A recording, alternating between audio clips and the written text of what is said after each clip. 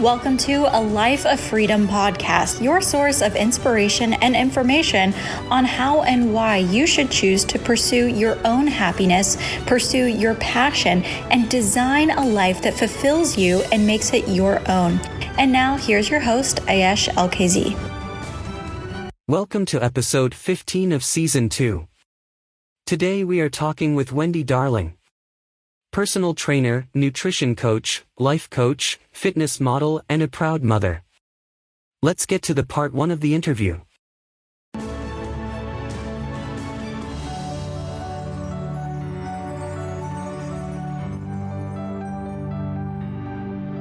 Before we start, I would like to talk about Wise, formerly known as TransferWise.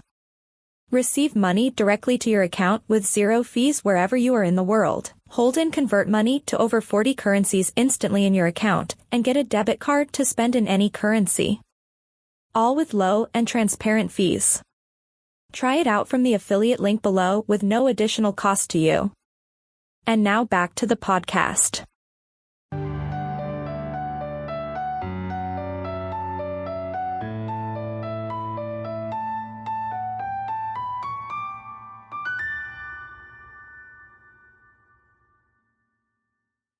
Wendy, it's great to meet you. Thank you for coming. Tell us who you are and what you do. We'll start with that. Who am I? Well, my name on Instagram is Wendy Darling, and I am a personal trainer, nutrition coach, life coach, and fitness model. I'm also a mom. Yeah. So let's start with what came first, with all your jobs. How did you get started on all of this? Oh my. Well, I've always been an athlete my whole life. I started swimming and gymnastics when I was 4 years old, and I've never stopped being active in some form of a sport. I've done martial arts, running, boxing, kickboxing, and then lately, the last 4 years, bodybuilding, which was kind of a natural progression, just because being an athlete your whole life, you have muscle and you just want something to the next level. So I had been in pretty high level sports my whole life. And I just wanted a different mental game. So a lot of people said natural bodybuilding is a pretty serious mental game just to be able to get onto that stage, especially when you do it without using drugs. Yeah. So I chose that. And, I needed a stage presence in a sense, and being a tomboy and an athlete my whole life, I really didn't think I had, the pizzazz that you needed for stage. So I took a modeling kind of 2-day gig where it was supposed to teach me how to have poise and stuff on stage. Yeah. And people that were running the shoot said I was a natural and I should look into modeling. So I was like, okay, I'm 5'3". Most models are like 5'10". So, I had a love for life, and I've always been active and fit. So my shots were sort of not your typical model shots. My first shot that sort of kind of went viral was a cell phone shot of me on a train. And it wasn't a typical shot. It just happened to be what was outside the modeling place. There was a railroad station right outside there. So we took a shot. And it kind of snowballed from that, in that I wanted my page to not be about my pictures. I wanted my page to be about inspiration and inspiring everybody to get fit and get up and live their best life. So I made sure my captions were not just little tiny quotes, but like my heart and my soul. Because I'm a very open person. I'm a very honest person, and I like to share my thoughts. So that kind of turned into what my page is now, where I try and make it inspiring. And then I just enjoyed it so much that I continued to shoot. Thankfully, I have a great friend who's my main photographer. And so we shoot a lot together. And I guess the rest is history. And I guess through that, I had enough people, my life sort of changed during COVID like everybody's. And I got my personal training degree, and I got my nutrition license, and started my business in January of this year. Okay, so it's great. How was your experience when you're starting the business? So Let's talk about that also. How was it starting it? It was definitely out of the box. I'm a perfectionist. So I thought I had to have everything perfect in order to start it. And I had, thankfully, some good friends come around me and say, just start it, just launch it. You're not going to ever have it done to the level that you want it done unless you just start it. And I did. And you kind of grow with your clients. So I teach my clients, they teach me, and hopefully I'm better for each client that I have progressively down the road. Yes. So as a new business, like how would you get clients? Like how you get like the first few clients? Like, what's your idea? Like without having experience, like what's your pitch to them? I think everybody has to get that their own way, especially nowadays. The world has sort of, since COVID, it's fallen apart and built itself back together in good ways and bad ways. So, social media is a great way, at least it used to be, but it's not necessarily a great way now, especially, it depends on who you are. As a model, they're banning all of us and shadow banning us. So our reach is so much less than it ever used to be that getting a client through social media is almost impossible. And I'm not the only one. I'm hearing a lot of people have the same thing. So I've like gone back to almost passing out, cards somewhere old school. I think it's just word of mouth in that you just have to make sure you're standing up everywhere you are and making sure people know what you do, because no platform, if you put all of your eggs in one basket, it's the old saying, it's just never going to work. And so if you're looking for social media to be it right now, unfortunately, that's rarely the case for very many people anymore. It's just not a good platform to really grow. Yeah. Like I would say, like in a marketing standpoint, now before, like, TV was the thing, to reach out to people. Now it became so expensive. Now people move to social media. It might become like as you said, like kind of, now the organic reach is like pretty much dead. It's like, you have to pay to promote yourself. That's the basic idea, I think. So, and also it's like when all that happens, I think it's like, we are going back to basics, because those things were expensive back then. I think it would be like much less of a cost right now. Yeah. It's definitely expensive to advertise. And I think you have to just make sure you know where you're advertising and make sure that your advertising is reaching the right people. Yes, and the more and more people I talk to, the less and less that's actually happening. So I think less and less businesses have faith in social media and are sort of cutting the hand off that feeds it. So I don't know what's going to happen. Yeah. It's going to be like complicated to teach. So let's say, like, what kind of clients do you have? Like, do you have like a specific kind of client? Or do you like have a wide range? I have a pretty wide variety. I don't take bodybuilding clients that are trying to step on stage. I have my reasons for that. And if you need a coach that you want to step on stage with, I definitely have a coach that I use. But I tend to like the average Joe who's just dealing with life and the stresses of life. That's where a lot of who I am is really my core and my gift, because I was a mom. I am a mom of 3 kids. I homeschooled them. I have the stresses of trying to stay fit and stay healthy while raising kids, anywhere from little young ones to they're grown now. They're 20, 18, and 16. So, I know what it's like to go through all those phases of high school sports and things like that, and still find time to make your life and your fitness a priority while still allowing your kids' lives to be a priority as a parent. And then on top of that, I homeschooled, which meant I had even that. And I worked as well. So trying to fit it all in, I definitely feel like are my strong suits, which is why I added the life coaching in, because I think right now so many people are lacking that accountability and just that person to come alongside them and encourage them to be the best they can be. So I like that that's a big part of my program. I have phone calls with my clients every week. And then I allow them to email me or talk through WhatsApp whenever they need me. So I'm there for them in a way that a lot of nutrition and personal trainers are not, which is what I like. Yes. Yeah. So let's say like a new client comes to you, like how would you start their journey or start the process of coaching? So I don't do meal plans. Okay. Again, meal plans are the thing that the fitness industry likes to push right now because they're cheap and they're easy and they make the coach a lot of money. Okay. I'm not that way. I'm not in this to, make a fortune off of hurting other people, which the fitness industry, I like to say, is a lot of smoke and mirrors. It's a lot of people using drugs and saying that they have the best plan for you. When in reality, they don't have a plan. They don't care about you. They're just taking a lot of steroids to look the way they look and then use that body to sell anything and everything. Yes. So my plan is very different, especially coming from a teacher background. I don't want to give my clients something that they're going to have to keep coming back to me for, month after month after month, year after year. I won't want that. I want them to learn.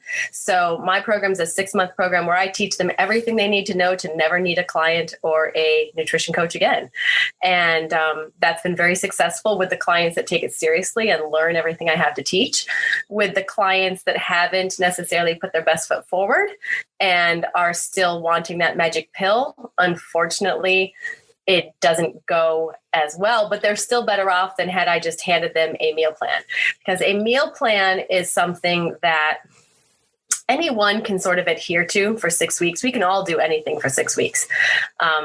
But it's when you're told, okay, now live the rest of your life this way. Nobody's going to eat the same food for the rest of their life that they ate for 6 weeks. So that's when that meal plan then becomes non-helpful when they're done with the 6-week program. Yeah. So many of these programs are 6 to 8 week challenges and you're supposed to lose so much weight on them, but they never teach you how to actually eat right. So when you're done with that 6 to 8 week challenge, unless you want to go back to starving yourself, which is what most of those challenges are all about, is starving yourself, then they're lost and they're left wanting to know what the heck they're supposed to do. So that's why mine's a 6-month program where I teach them how to eat anytime of the year, during the holidays, during stressful times, when they have only fast food to, turn to, when they have lots of sports with their kids. I teach them what it's like to put healthy food in their body as energy instead of handing them a meal plan and saying, follow this and only eat this. So that's the difference in my courses. I'm actually giving people the skills and the habits, in a sense, a toolbox filled with lessons that allow them to be healthy for the rest of their life. So what you're saying, it's when a meal plan does it, so it's gonna be one set of kind of food, or you make it in those 6 periods, so you will be into different a different lifestyle in those 6 weeks. When you got out of that,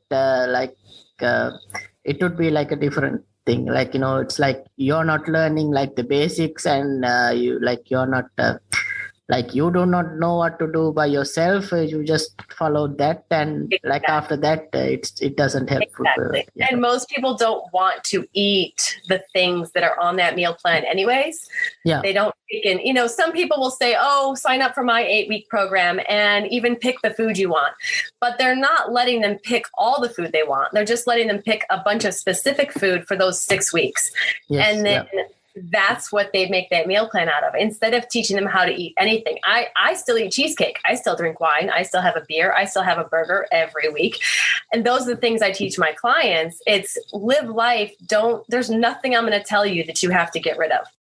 I may tell you can't have it every day. But the thing is at the end of the 6 months, I'm hoping I'm not telling you anything. I'm hoping I've given you the habits and the skills to know when you can have those foods. And then I've helped you earn and gain the mindset so that you don't want those foods every day, because you don't want to have to work off that weight.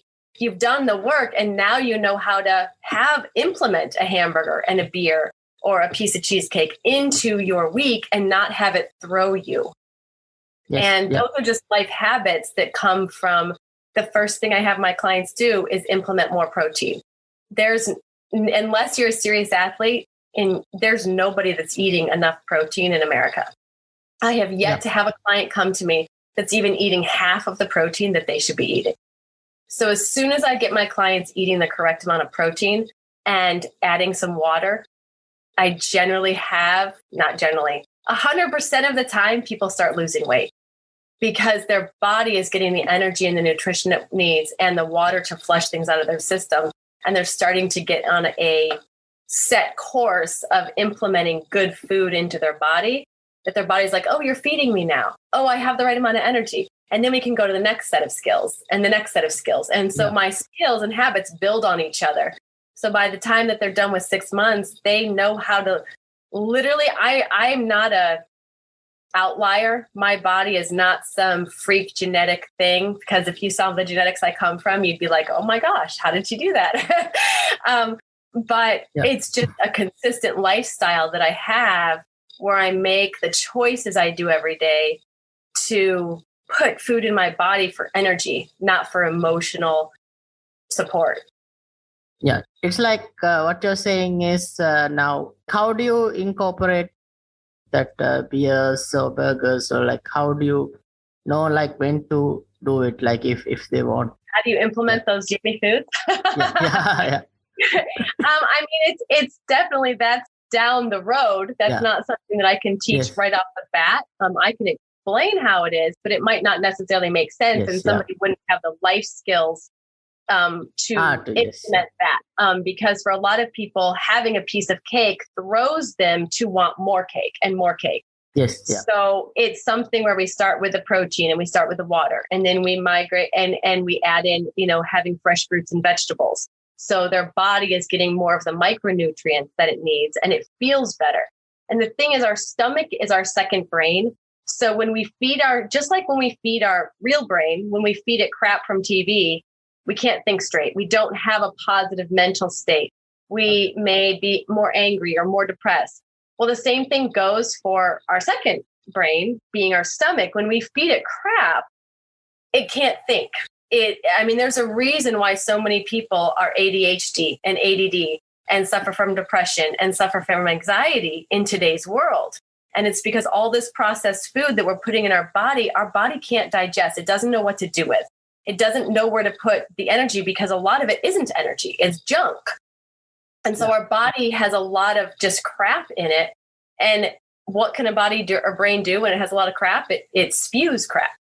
So we have negative connotation, we have negative energy, we have negative emotions, we have kids that can't think straight, we have kids that, can't handle a little bit of somebody saying, shape up. So we have kids that don't have a backbone. We need to start with we need to go back to the beginning and say fresh fruits and vegetables, whole grains, and protein.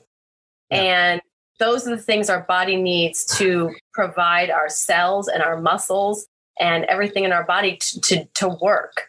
Good women stay away from fats. Well, the problem is our fats are what regulate our hormones. And so when we're under 25, 30 years old, we can eat like crap and not have too much go wrong. But especially as a female, after we've had kids and we reach 30, 35 and our hormones are starting to fluctuate, if we're not eating enough healthy fats, our hormones can't take care of our body. Yep. And so we're literally doing a disservice to our body by putting the wrong foods in it. And then we wonder why our body can't last 12 hours of work, why we wake up sluggish, why we can't think straight, why we're negative, why we're snapping at our kids, why we're snapping at our spouse, and we add in the stress of life on top of a bad diet, and we just can't function. So a lot of what I teach people is how to eat well, so that when they go out for that date night on Friday night, they can have that beer and that hamburger and those fries. And it's not going to throw their week off, because they've learned the habits that allow that to be possible. Yeah. Let's say now you talked about, starting with protein and then going with, like fresh fruits and vegetables, and, regulate like the water intake you take. So let's tell us, like in a meal, like how would like the carbs and protein and fats, like, how should be the amounts, like how would that all look? Yeah. So the thing I start with is, you definitely want to, if you're going to eat something, make sure that there's protein in the meal. Yeah. Again, we're trying to get protein, because protein is the building block for our bodies and our muscle. Carbs build muscle as well, and carbs are what help our brain function. So when we have people saying low carb diets are the best way to go, it's actually the worst way to go. Yeah. a balanced, we have this pendulum that we keep swinging on. We're like, oh, high fat, no fat. Oh, high carbs, no carbs. And we never get it in the middle, which is what our body needs, of that balanced protein, balanced carbohydrate, balanced fat. So what I say to them is, every time you get hungry, reach for protein. Sometimes that protein is going to incorporate fat, like cheese or red meat or even salmon. Sometimes that protein is not going to have any fat in it. A protein shake, chicken, white fish. So we learn to build our meals based on protein as the center. And then we add some carbs. And those carbs need to be healthy. They shouldn't be something that has everything on the back that you can't read. So we start with fresh fruits and vegetables. And then we go to whole grains. Okay. Yeah. And then we make sure that we have like a thumb of fat. So maybe there's olive oil on those vegetables. Maybe the fish with salmon. So you already have fat there. Maybe you want to throw in some nuts on the side or an avocado on the side. So we try and build our plate with a big chunk of protein, some carbs, and some fat. And as long as that's in every meal, we're okay. Now, you're not going to have fat in every meal. Sometimes you're going to have a protein shake that has no fat in it whatsoever. But that's because we need protein. Again, this is getting advanced. This is hard to throw what you throw at the beginning, because the beginning is so slow and it's just me coming alongside someone and answering their questions. But at the end, they know how to put a meal together where they're looking for protein, they're looking for fat, they're looking for carbs. Yes. And then, you want to make sure that those carbs and those fats are healthy, and, vegetables and fruit cause you to feel more full, because you have to eat a lot of them they're not calorie dense like a cheesecake. A cheesecake is very calorie dense, but you're not really getting much nutrients. So we want to make sure that most of the food we eat is not calorie dense, but that it's very filling. Yeah. So protein satiates us. Fat does satiate us too. There's a lot that goes into it to just throw it at the beginning. But bottom line is, at the end of 6 months, they know how to put a meal together because of the steps that we've gone through. Yeah. So like in weight loss, what I've heard is there needs to be like a calorie deficit for you to lose weight or like lose fat loss. How would you explain that if that concept? How do we explain a calorie deficit? Okay, a calorie deficit is, the bottom line is that when people say that they are not losing weight, it's because they're eating too many calories. Yes. And so they'll try and jump onto a, low fat or low carbs, and they still won't lose weight. And they're like, see, it didn't work. But bottom line is, scientifically, when you eat less calories than you're expending, you're going to lose weight. So if your body uses 1,500 calories a day and you're eating 2,000 calories a day, you're going to gain weight, right? Yeah. So you have to eat less than your body's expending. So if your body's expending 1,500 calories a day, you need to eat 1,400 calories a day. Now, here's the thing, though. It's 3,500 calories to lose 1 pound of fat. So we have to multiply. If we're only in a calorie deficit of 100 calories a day, that's going to be quite a few days to even see 1 pound of weight loss. And that's where a lot of people get really frustrated, because to see 1 pound of weight loss on a scale over 2 weeks, it's probably not going to happen, because there's days when you have more salt, so you hold more water. There's days when you might have more carbs, so again, you hold more water. And so even though you may have lost 1 pound of fat in those 2 weeks, you can't really see it. So you want to have a higher deficit than that. A lot of people aim for like a 500 calorie deficit, so that in 1 week you can lose 1 pound. And that way, after 2 weeks, you should have lost 2 pounds of fat. You're going to see at least 1 pound on the scale. Okay. And so that's where a coach comes in deciding, hey, let's see what you're eating now. Are you gaining weight? Or are you staying at the weight you're at? Because once we find out where the weight is, where they're staying, then we know how many calories to take off to cause them to lose weight. Yes. Yeah. Okay. So how much calories should you eat based on, is it based on kind of the body weight? How do you find like how much you should eat? How should you make sure like you should not overeat or eat less, that something like that? So that's a situation where I'm not going to say on an interview how much certain people should be eating because everybody's going to be different. Yeah. And that's where we get ourselves into trouble with these meal plans that a lot of coaches have that don't know what they're doing. And they're like, oh, you're a female between the ages of 30 and 40. You should be eating this many calories. Here's your meal plan. That doesn't work. Okay. And that's why I never have a meal plan for any of my clients, because each client, even if I have two men that are the same age and the same weight, most likely, not even most likely, absolutely 100%, their meal plan will be different. Because one might have a lot more things that they do to keep them active during the day, and the other one might not. One might have some issues medically that they're dealing with that the other one may not. And I have to take that all into perspective when I say, this is what you should be eating. Nobody's going to have the same energy output as another person. Yes. So one guy that's 55 and 6 foot and 200 pounds might be burning 1,800 calories a day. Another guy that is the same age, same height, same weight, might only be burning 1,500 calories a day. So if I put them on the same meal plan, I would be doing one of them a disservice. Yeah. Most likely I'd be doing both of them a disservice. So that's why I don't do meal plans. I teach people how to eat for their body, and that takes a few months to figure out. And that takes a lot of communication between a client and a coach. Yes. Yeah. Let's like talk about protein. What kind of protein would you recommend to go with?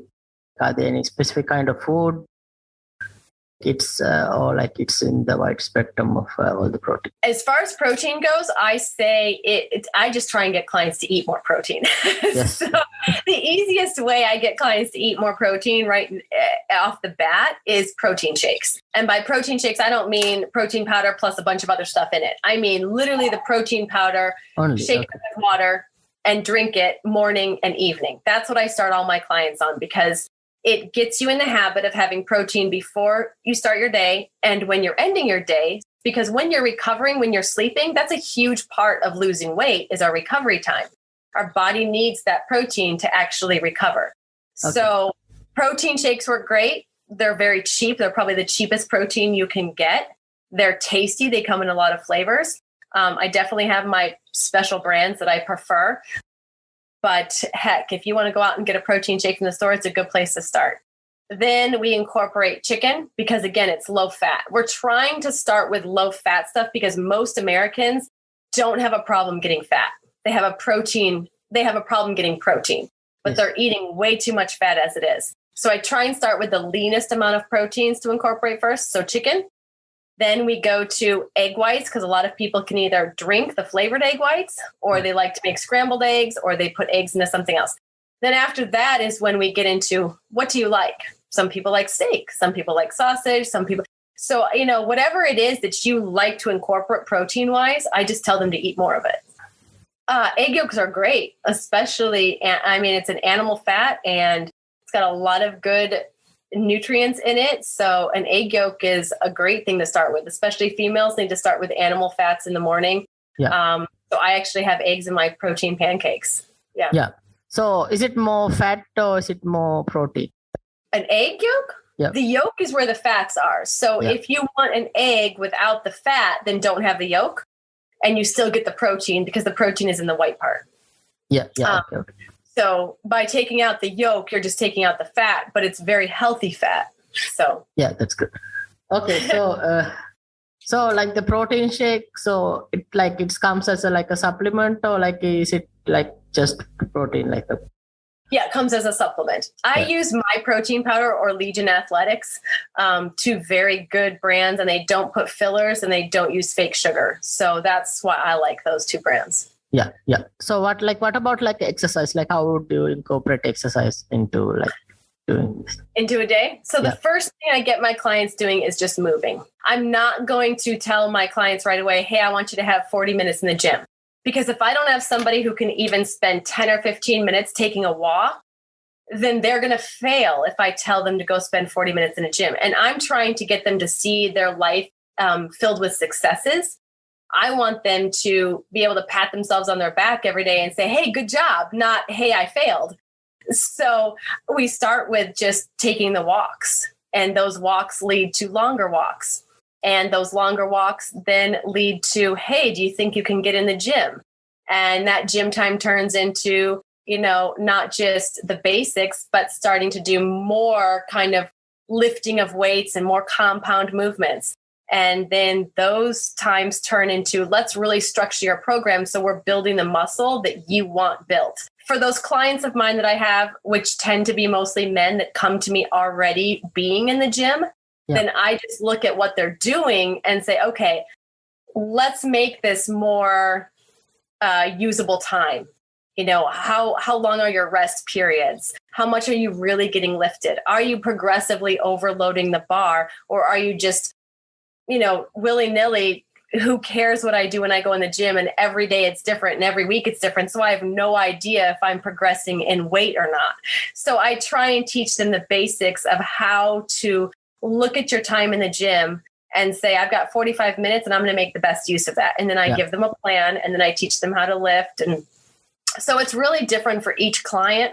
Some, like I said, I'm just trying to get them to take 2 walks outside. Some I'm literally setting them up on, say, a bodybuilding schedule. Yeah.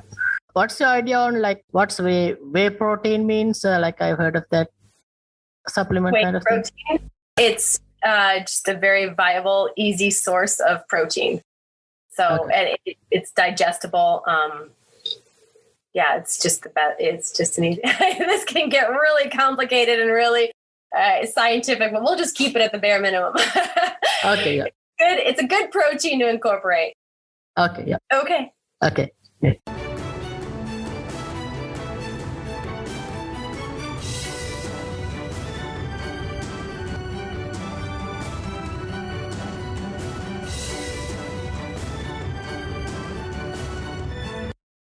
Thank you for listening to our conversation. Don't forget to sign up to us if you need to send or receive money from abroad. Please leave a review and subscribe to the show. See you next time.